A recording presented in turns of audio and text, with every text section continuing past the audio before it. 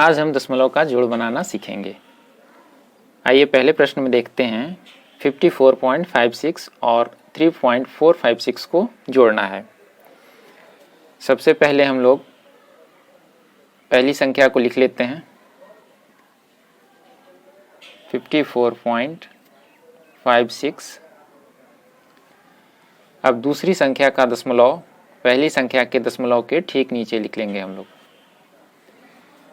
उसके बाद दूसरी संख्या में देख सकते हैं दशमलव के आगे में 3 है, यहाँ भी हम लोग दशमलव के आगे 3 लिख लेंगे। अब दशमलव के दाहिनी तरफ 4, 5, 6 लिखा हुआ है क्रम से, इसे हम लोग उसी क्रम में लिखेंगे।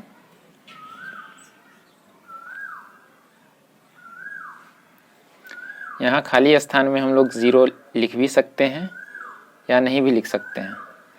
सुविधा के लिए चलिए 0 यहाँ लिख लेते हैं हम लोग। अब इसे जोड़ते हैं 0 और 6 और 5 को जब हम लोग ऐड करेंगे तो 11 आएगा। 11 का 1 यहाँ लिखेंगे और 1 कैरी हो जाएगा। 5 और 4 9 होता है और पहले जो 1 कैरी हुआ था 9 और 1 10 हो जाएगा। 10 का 0 फिर 1 कैरी हो जाएगा आगे। 4 और 3 7 और जो 1 कैरी हुआ था वो टोटल 8 हो जाएगा। उसके बाद यहाँ 5। इस प्रकार से हम इसे जोड़ सकते हैं। यहाँ खास बात ये है कि जब भी हम लोग दशमलव लिखेंगे तो एक दूसरे के नीचे ही लिखेंगे। अगर 2 संख्या दी गई है तो उस समय भी, अगर 3 संख्याएं दी गई हैं जोड़ने के लिए, उस समय भी इसी नियम के अनुसार हम लोग संख्याओं को लिखेंगे। अब दूसरे प्रश्न में देखते हैं 17.09 और 0.007 को जोड़ना है। आइए पहली संख्या को लिख लेते हैं 17.09। इसके बाद दूसरी संख्या का दशमलव या पॉइंट हम लोग पहले लिखेंगे, पहली संख्या के दशमलव के जस्ट नीचे। अब जिस प्रकार से संख्याएं लिखी हुई हैं, 0 दशमलव के आगे है, यहाँ भी 0 लिख लेंगे और राइट साइड में 007 लिखा हुआ है, यहाँ हम लोग 007 लिख लेंगे। अपनी सुविधा के अनुसार आप यहाँ 0 लिख सकते हैं। 0 और 7 7, 9 और 0 9, 0 को 0 से ऐड करेंगे तो 0 आएगा। 7 और 0 7 और यहाँ पर 1 हो जाएगा। अब तीसरे प्रश्न में देखते हैं 45 और 39.008 को जोड़ना है। पहले हम लोग 45 को लिख लेते हैं। आप देख सकते हैं यहाँ 45 में पॉइंट नहीं दिया गया है। जब ऐसा कंडीशन होता है तो हम लोग जो भी पॉइंट होता है हमेशा दी गई संख्या के दाहिनी तरफ लिखते हैं। 45 यहाँ पर हम लोग पॉइंट दे देंगे। अब दूसरी संख्या का पॉइंट जस्ट इसके नीचे हम लोग लिखेंगे। अब पॉइंट के आगे में 9 और उसके आगे 3 है, उसे लिख लेते हैं।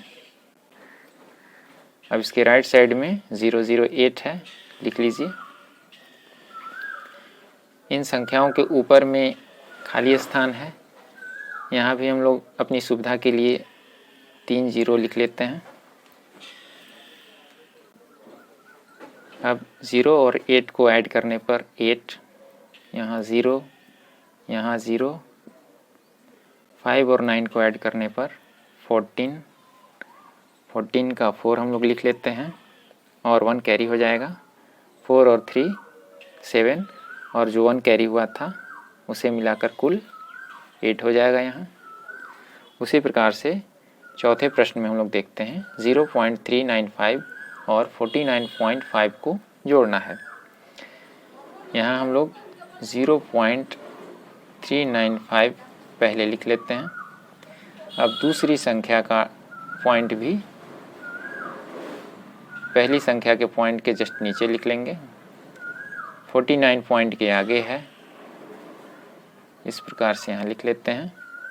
उसके बाद पॉइंट के बगल में 5 है, यहाँ 5 लिख लेंगे। अब यहाँ 2 स्थान खाली है, यहाँ भी हम लोग 0 लिख सकते हैं।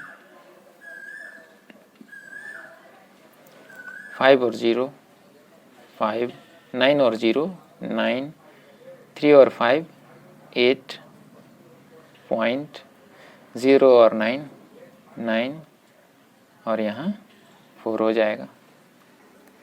आइए अब पांचवें प्रश्न में देखते हैं। 145, 70.5 और 0.0321 को जोड़ना है।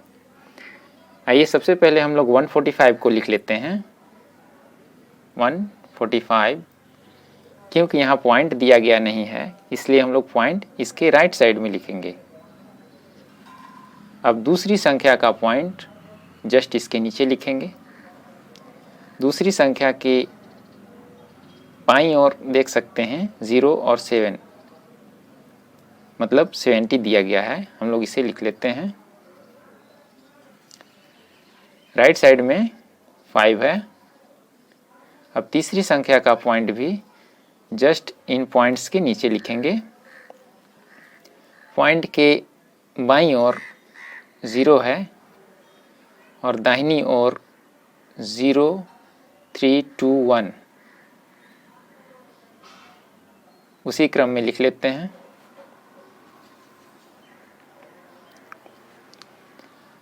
अब ऊपर के खाली स्थानों में हम लोग 0 लिख लेते हैं।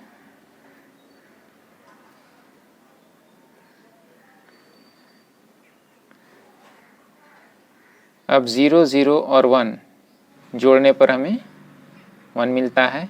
0, 0, 2, 2, 0, 0, 3, 3, 0, 5 और 0, इन तीनों को ऐड करने पर 5, यहाँ पर पॉइंट दे देंगे।